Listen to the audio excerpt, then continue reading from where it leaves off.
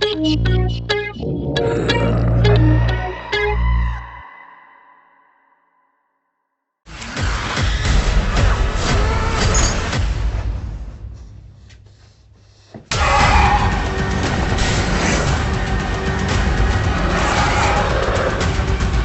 up, you son of a... camera. So this is an interview for Horror DNA, and my name's Janine Pipe, and today I have been joined by my very good friend Neil Hibbert, who I have borrowed from the For the Love of Horror, and we are joined by Neil Marshall and Charlotte Kirk to talk about their new film, The LAIR. So welcome, Neil and Charlotte. How are you both? Well, very good. Yeah, very well, thank you. Yeah. Excellent. A couple of days after the US release, so yeah, exciting. That's right. So it's just had its opening weekend over in North America. When can we expect to see it over here in the UK? January, but we're not entirely sure when. I think it's toward the end of January next year. Okay, and will people be able to see that in theatres, do we know, or is it going on to streaming? It's Shudder are releasing it, but we're trying to see if we can't get at least a limited theatrical release at the same time. We're just working on that at the moment, but it's primarily it's Shudder. It's a Shudder UK release. Okay, brilliant. So I was lucky enough to be able to see the premiere, actually sat with Charlotte at Fright Fest, and I absolutely loved it. Neil's been able to see a screener as well. So we've both been able to see the films, but now we just want to ask you just some general questions. So because this is an interview rather than a review, we're not going to go into any spoilers or anything like that. So we want to encourage everyone to go out and see it. So my first question is to the both of you. What are the advantages and disadvantages of setting the film in the desert and filming in Budapest? That's a kind of interesting question. The idea of setting something in the desert in Budapest is quite a conundrum. Yep. The original desert idea kind of came from doing something that was a bit more COVID friendly because we wrote it sort of during one of the various lockdowns. And I kind of read somewhere that if you were outdoors and somewhere hot and whatever, the disease didn't pass around so well. So therefore, we were thinking maybe the desert would be a good place to go and work for a short while, and then with a small amount of crew and locations and cast. But then we ended up doing it in Budapest, which isn't a desert at all, but was very, very hot. And we had shot there before because we shot our previous film, The Reckoning, in Budapest. So right, that's always helpful. Yeah. Yeah, and they made Dune in Budapest as well for the most part. Yeah. So it's used to having desert stuff done there. But it was our past experience doing The Reckoning there. We knew the setup, we knew the tax credits. There was lots of things that were in place that we understood. So once I went out there and scouted some locations, and one thing it does have out there is because there's like a former part of the sort of communist bloc. There's a lot of weird underground bunkers and things like that around the place. There is. Well, there we are. Exactly what you needed. Yeah. And we were looking for that kind of thing. So we did find a lot of architecture and interiors and things like that worked. And the desert stuff, we just made use of quarries. Wow. Well, you wouldn't know the cinematography is absolutely stunning with the location. It looks exactly because it's set in Afghanistan. That's right, isn't it? Yes. Yes. Yeah. And you'd never know that it wasn't filmed there. So kudos to everybody that was involved with that for certain. Great special effects. Oh yes.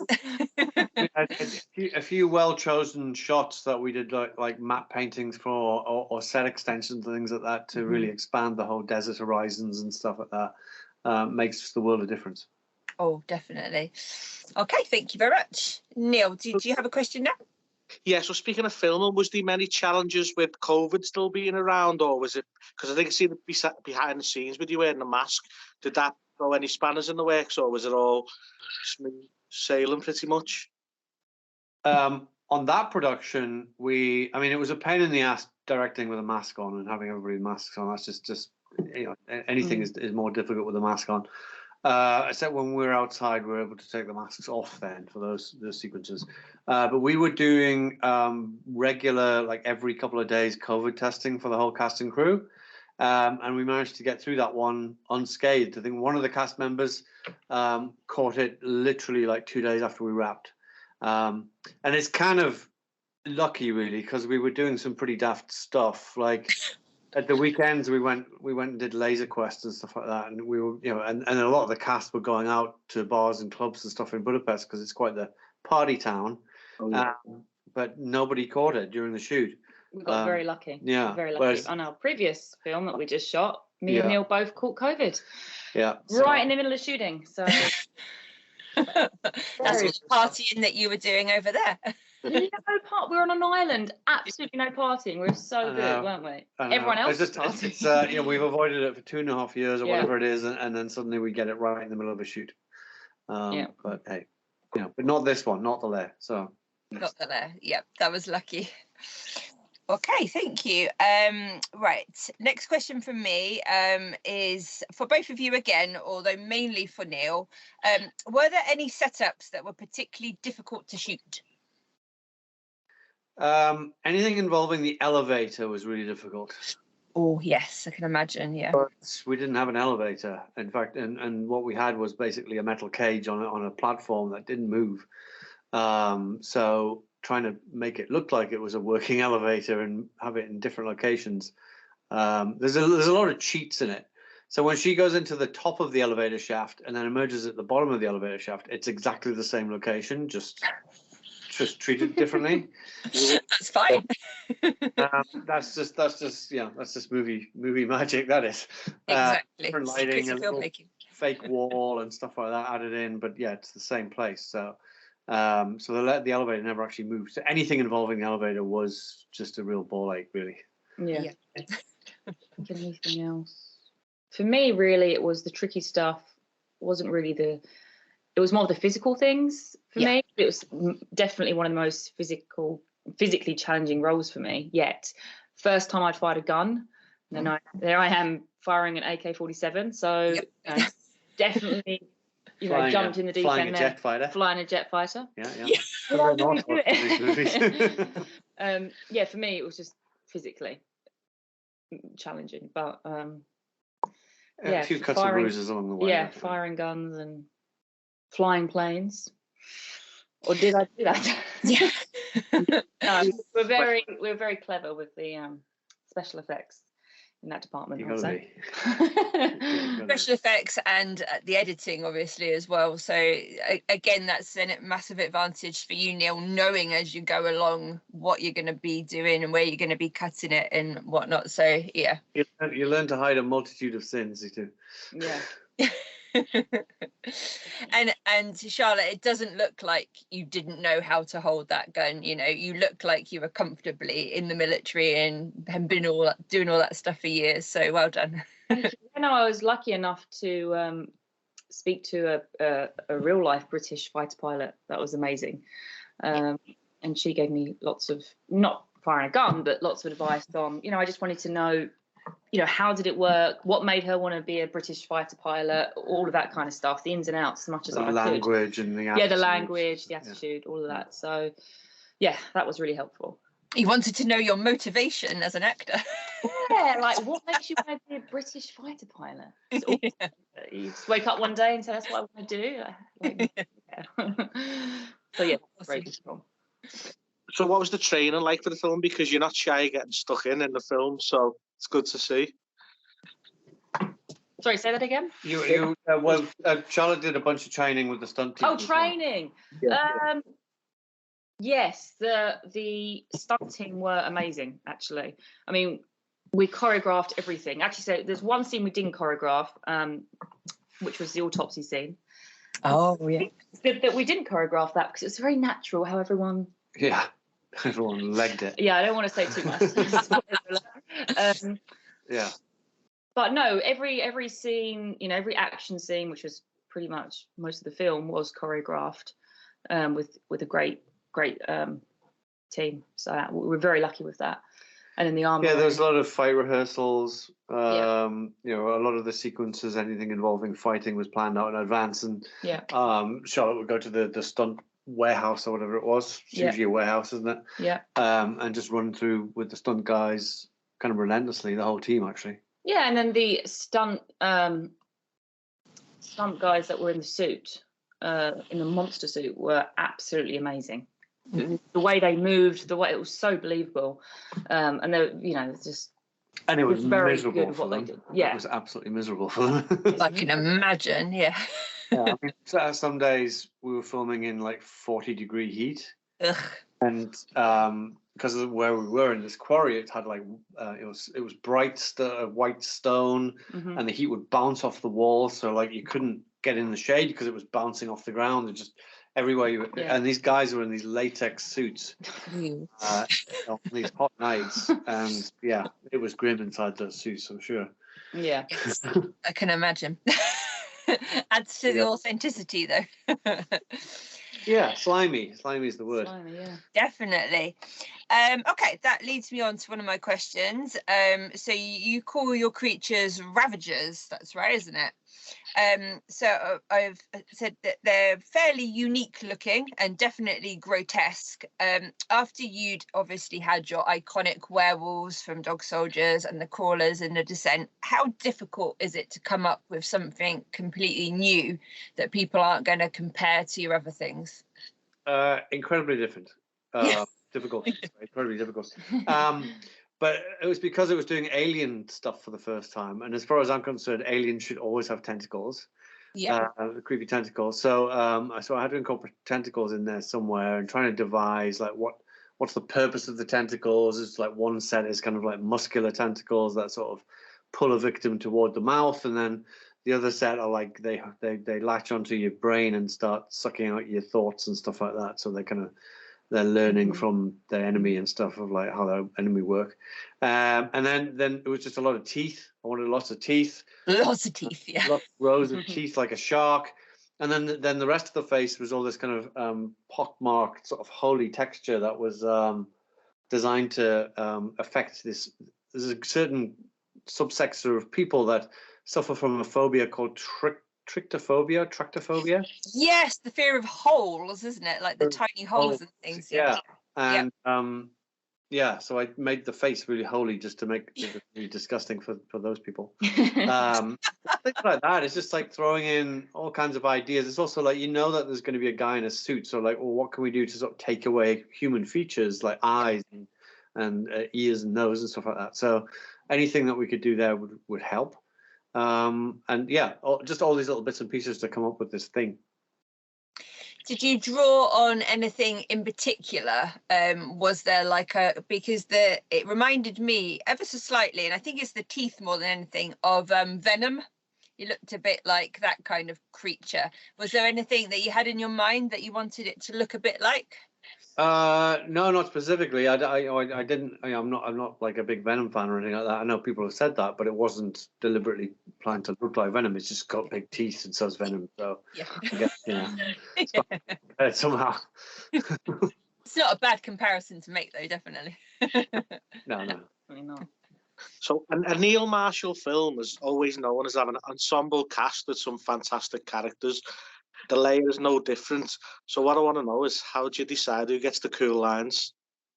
It's actually really difficult, and it's kind of like it's a bit. I feel a bit sorry for Charlotte because she's playing the hero role and more of the straight character, that she doesn't get so many of the cool one-liners. It's more of the kind of the caricatures or the character actors around her that end up getting the weirder lines. So many great lines. I was like, oh, why can't I have that line? Yeah.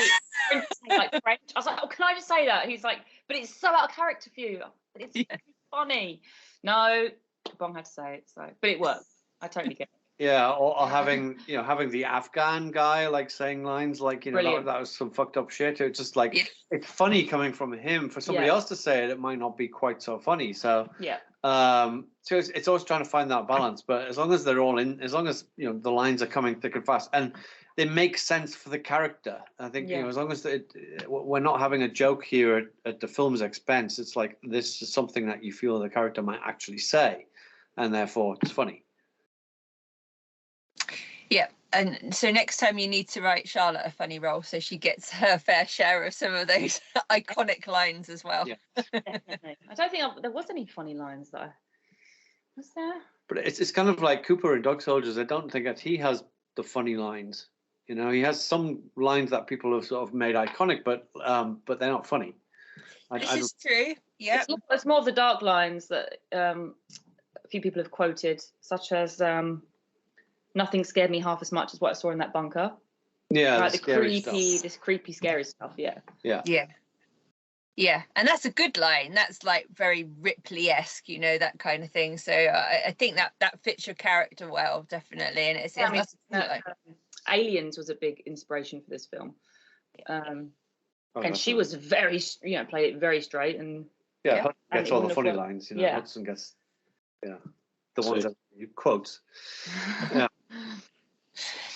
That leads me on to actually my next question, which was there are some great homages, as always, in your films, in particular to Aliens and The Thing.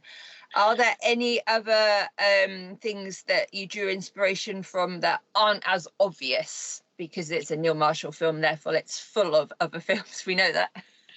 There's a lot of war films, things like that. Zulu's a big influence here, and That's obviously the character names, isn't it? a couple of character names are taken from Zulu, Hook and Bromhead. So yeah, that's just one of the great all-time British siege movies. So it's sort of the similar aspects to this. I'm trying to think. I know that there are, because there's a lot of Thing references in there. Mhm. That's a big one. Aliens and stuff like that. We're watching films in the desert as well. What's the one with Kevin Bacon? Tremors? No. Oh, Tremors. Tremors. Yes. I love Tremors. One of the first drafts, we were thinking of having some kind of weird underground, crazy, creepy worm monster. When we thought we could afford that. Yes. Yes. Watching a lot of desert movies, and what else was there? The thing is, a lot of the reference they kind of come from my subconscious. So like, there's loads of nods and winks in there that I'm not even necessarily conscious of putting in there. Yeah. People will find, but it's just because I'm so. Yeah. I don't even plan half of them. It's just there.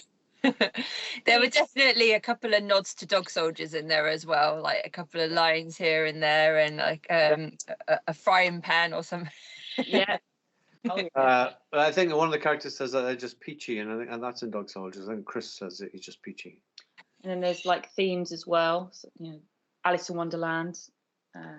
Yeah, the Alice Down the Rabbit Hole theme, which if Dog Soldiers was Goldilocks and the Three Bears, then this one's a bit Alice in Wonderland.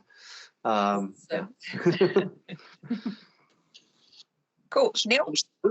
Yeah, so with you being a working couple, who wears the pants and makes the bigger decisions when it comes to it? I think it depends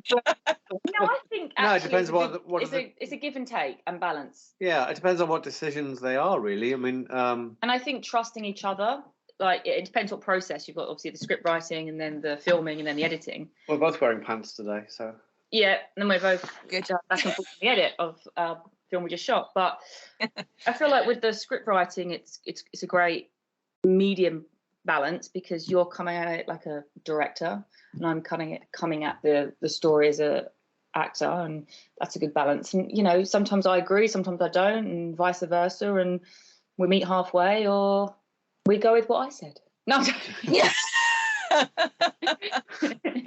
We're a team, so do what I say. But filming is very just 100% Neil. Like, you're the director. That's the thing is on set is like I think a lot of people wouldn't necessarily know that we were a couple on set, because we just there to do our jobs, and people appreciate the fact that we're very professional on set. It's like this is the job we're here to do. So I'm the boss. Yeah, absolutely. And sometimes I say, "Oh, is that okay?" Maybe on other sets I wouldn't say, "Oh, can I have another take?" No, you can't. No, I've got to move on. Or I feel really insecure about something. You go, "No, it's fine," and I just trust you as a director and say, "Okay, fine, that's fine." One more take, please. Oh, okay. There's always a balance. It's like balance. If we've got the time for it, she wants another take, absolutely, she gets another take. And if we haven't got the time for it, and I've got to plan the rest of the day, it's like, nope, we've got to move on. But some actors actually don't like many takes. It's like, okay, yeah, 1, 2, whatever. But for me, I'm like, as many as you want. Absolutely, I'm all for it, because the more material you have, the better the film's going to be. The more choice you have in the edit. So I'm all for that. But it'd be a bit too much. Yeah, but we ain't getting any younger, so sometimes you just. Are there any good behind the scenes stories, anything that's going to make it onto the blooper reels, those kind of things that came from doing the shoot? I don't even have blooper reels anymore. It's like now that bring back the blooper reels. I don't recall any like that. One of the biggest bloopers is in the film, which is Kibon getting entrails in the face during that explosion thing, which is like, I mean, it was kind of part of the scene anyway, but you couldn't have. So when Finch blows up, we loaded this air mortar full of blood and guts and blasted it at everybody in the cast. And just by pure chance, Kibon got this sort of like massive entrails in the face. And the look on her face, the reaction to it is all very authentic. But I say it's not blue because it's in the movie. I think the autopsy scene was. Well, we had a few crazy takes of that, but I don't think there was any like really. But the great thing about this, outtakes. It's all on screen. Yeah. It's all on screen, and this definitely, hands down, was one of my most favourite films. Shooting, fun. It was so much fun. Definitely because of the ensemble cast. They're all just so much fun to work with, and I think that translates on screen. You can see that it's we all had a lot of fun, and we put literally everything on screen, didn't we? Yeah. Yeah, there's not much wastage there. There's not much spare footage, to be honest. It's like, think of like, we shot very, very economically, and because we didn't have much time to do anything else, and having to do the action sequences and stuff like that. It's like, I can't think that, did we delete any scenes? I don't think that we did. It's like everything that we shot is pretty much in there. Yeah. That's good. That means that you got the great footage, and there wasn't a lot of wasted time, as you say. So it just shows that that everyone was doing their job properly. Yeah. Yeah, it's an environmentally friendly film. No waste. How many days did you shoot for? What was it? 27? Yes. But don't be fooled, because it sounds great, but it sounds good, but we didn't quite have 27. So yeah, what we didn't really account for was that a lot of it is shot at night. Yeah. And in Budapest, in the height of summertime, night lasts about 7 hours. So even though you have supposed to have like a full 11 or 12-hour day, we only actually had 7 hours of shooting time. Right. And so that knocked a few days off. Yeah, that was crazy. And not quite a few days off our schedule. Yeah. Essentially working half days, Yeah, definitely. One thing I did like about the film was there was plenty of practical effects. It's good to see. I love that stuff. I think if you can, you want to get you and your actors are really getting their hands dirty with blood and creatures and slime. It's just so much better, and I think it's better for the actors that they can interact with something. Yeah. I think, I don't know if it's Jamie who said it in an interview or whatever, just the fact that you're in a room with something trying to kill you makes the situation so much more tense and believable for them. And I think that carries over onto the screen as well. And it's just a lot more fun, to be honest. And you've got it then as well. It's not like, did I get that CG? Yeah, and you can't fault reality. It's like, okay, bad CG is bad CG, but this is reality. And we've enhanced them a little bit with their tentacles and hiding the odd seam in the suit and stuff like that. But on the whole, it's like, it is what it is. You light it right and cover it with lubricants and stuff, and hide them. Yeah, and hide them a bit and keep them moving, and and it looks real. And great movement. You said the stunt team and wearing the movement suits, and the sound effects make a huge amount of difference. So it all hides the fact that it's a guy in a suit very much. Yeah. Definitely, that's it. And like I said, I mean, I can't even imagine what it must be like to try and do those like scenes without anything there, just a mark, you know, and knowing that something's going to be put in later, that authenticity of, you know, being able to, because there's no reaction there for your actors as well. You can't react to something that's not there. So that again is just the magic of practical effects and knowing that what's there is real, essentially. And it's, you know, we're constantly trying to educate people in the idea that making horror movies is actually a lot of fun, because I think people seem to have to get this perception that like we're doing this grisly stuff and being on a horror movie set, it's got to be scary and disgusting and all that kind of stuff, and it's not at all. It's really good fun. Yeah. And so we've indoctrinated a few people along the way to understanding this concept. Some people were a bit scared. Some actors were a bit scared, but yeah. Well, Kibong got genuinely scared. There's a sequence where they're all piling into the armory, and there was a couple of takes where the creature's running at the door and Kibong couldn't get the door shut in time, and she really got into the character of like she was terrified that this thing was going to get her if she didn't shut the door on time. And she's screaming for real. It was great. It was really good. Yeah, it was great. And it's like the practical effects. That was when the tentacles come at me when I'm in the chair. We even had practical tentacles, so that was great. Just something for me to hold on to. Yeah. The other part was CG, but that was really useful as well. Yeah, the silicon stuff that made the tentacles. Were they were obscene. Yeah, disgusting. Awesome. Okay, so I have to ask the question. It's military and it's monsters, therefore it's always going to be compared to dog soldiers. Does that, you know, is it a real hindrance whenever you want to make something that's going to be military and monster based, or do you just use the fact that so many people love dog soldiers anyway that there's the hope that they will also love this? Well, a little bit of the latter. It was not something I was shying away from. That I knew going in that this was going to be compared to dog soldiers because it's, as you say, it's military and monsters, and it's another addition to that small subgenre of military monster movies like Aliens and Predator and such like that I absolutely love. And so I figured this is like a distant cousin to dog soldiers. It's like it exists in a different universe, but it's got connective tissue. And it falls into the same kind of genre. It's like saying, you know, well, you know, John Ford made a lot of westerns, you know, so yes, yeah, a lot of cowboys and Indians movies. Well, I like making soldiers versus monsters movies, and this is only my second one, really. So 20 years later. 20 years later. I don't think it's too bad to revisit the genre a bit, but also update it a little bit as well, because like the world's changed so much since we made Dog Soldiers. We've been at war for 20 years out in Afghanistan and Iraq, and so I wanted to, you know, pay tribute to sort of the soldiers involved in that as much as, you know, because the soldiers of Dog Soldiers were a different breed. Interesting. Awesome. Neil, did you have anything else? What's the link with you and the name Sinclair? Because that's, I think, the second, maybe third time you've used it now. Or is it just a random name that you just stuck with? Again, it was a deliberate choice of like looking for a good name, and that stuck into my head. And I don't know if I chose it and then suddenly remembered I'd already called somebody Sinclair before. It was like, oh, but I like the name anyway.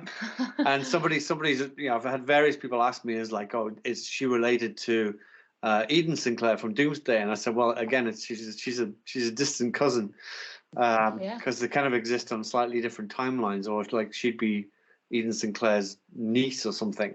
But yeah, I kind of thought, yeah, well, why not? It's I'm calling it the Marshall Universe. You can. We're going to have an expansive Marshall Universe with lots of spin-offs, I think. So it is that kind of concept of why not use similar character names or similar family names of characters. You know, it's two gutsy women from the same bloodline. Exactly. Two amazing characters from the same bloodline as well. So we all want more Sinclairs, definitely. Yeah, I don't know. There's another. There's not another one, is there? Or have I forgotten? That I can remember. Yeah, I was just covering myself saying maybe. Right. Yeah. No, I think that's just two. It's just Eden that I can think of anyway. And if anyone would know, it would be me, I think. And actually, that leads me on to one of my last questions, which was: do you think that we'll see more of Sinclair, or maybe the origin of the Ravagers, their origin story? Prequel. Yeah. Well, it could be both. It could be like, Sinclair goes into space and finds the origin of the Ravagers or something. Well, we did leave it open. We did leave it open with at the very end, deliberately, with the microfilm. Microfilm. And there's 3 survivors, which is quite a lot for one of my films. Yes. Yes. Microfilm out in the open, and anything's possible, really. Who knows? There's always the option to take it further or go backwards or combine the two, do like a Godfather Part 2 of Nice. there. So, Yeah, I don't know. very cool. I really have no idea. Yeah. But as you say, you've left it open so that you can explore it more. And I actually really like the idea, because obviously this is your first foray into sci-fi, but it isn't 100% sci-fi. So you could go and do a proper full-on sci-fi film with Sinclair. That would be amazing. Oh yeah. I mean, I'd like to do a proper sci-fi film anyway. But, it could almost be with like a different Sinclair, maybe like Aliens. Where years later, or what? Well, actually, no, she would be stuck in time, I would say. But okay, maybe not years later. But science fiction, anything's possible. Yeah. Exactly. Yeah, there's no rules in sci-fi. Yeah, like the whole. But then the problem is, Aliens very similar to what it is at the moment. Like, she's trying to convince what she saw, and they don't believe her, and then shit hits the fan. Yeah. Well, Major Harper's going to be wanting that microfilm and wants to do stuff with it. So anything can happen. Anything can happen. Exciting. My last question is, obviously the next thing coming out from you guys is Duchess, but what's after that in your universe? Scarface. Oh no, something that he's already shot, you mean? No, what's after Duchess? What's after Duchess? Sorry, I thought you said what would be connected in the Marvel universe. Yeah. What would Duchess be in the Marvel universe? Marvel. No, we haven't connected to anything yet. For sure. No. Well, there's always an Oswald connection. Of course, there has to be. Yeah. There's an Oswald in there somewhere, and the Oswalds are like Blackadders. There's been Oswalds in Roman times and in Future and Doomsday. And which one's Oswald? Danny Oswald in Sean is Danny Oswald in Duchess. But the question was what's after Duchess. We don't know. We've got a couple of things lined up, and I don't know. I'm just trying to finish Duchess at the moment. We're in the edit at the moment. Okay, the good old edits. Yeah. Have you got any sort of planned dates for when Duchess might be available? No, nothing yet. No. But it will be next year. We made it in a slightly different way, and that we were making it and then we'll be selling it. So nobody's distributing it yet. Yeah. So we don't have any idea when people might want to release it. But I would say, people want to get them bought and out within, a few months. So probably next year sometime. Awesome. And there's nothing that you can tell us about at the moment that you're going to be working on next? No. So anybody that wants to know just has to keep following you guys and you'll be announcing and things if and when you can for your next project. Well, what I can say is that we've got at least 2 or 3 other horror projects that we will be wanting to do at some point. Mm-hmm. Some of them, they're in various stages of development, as they say. Yeah. Some in script form. Yeah. And that's all the fans need to know, that you've got plenty of material waiting, just for someone to pick it up, kind of thing. Oh, I've got to do my Yeti movie at some point. Definitely, that's cool. A Loch Ness movie, a Yeti movie, a Creature from the Black Lagoon movie, all sorts of stuff. All sorts. That's Scotland, isn't it? Yeah. Yeah, that'd be good. Yeah. Absolutely. Lots to do. Where can people find the pair of you? Where's best to follow you to be able to keep up with your updates? For me, it's Instagram. Neil Marshall _director on Instagram. Mm-hmm. I presume what's your view? Instagram, Charlotte Kirk official. Okay. And there also is a LAIR. There's the LAIR _film or something like that on Instagram. And the LAIR has its own website as well. Just the LAIR.com. Does it? Yeah. Huh.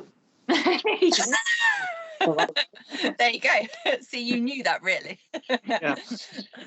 Okay, so anyone that's watching this in America can go and see it in theaters. Do you know, is it just going to be released onto Shudder in the US as well after the theatrical release? Well, it's on video on demand or pay-per-view or whatever it's called Amazon. there right now. I know some people have already watched it, but I don't quite know what platform that is. I don't know if it's AMC or Okay, yeah. something. Shudder. Yeah. So if you're in the US, you can somehow access it at the moment. You can. And then anyone in the UK at the moment, we're waiting roughly late January. Definitely Shudder, and we're all going to keep our fingers crossed for some kind of limited theatrical release.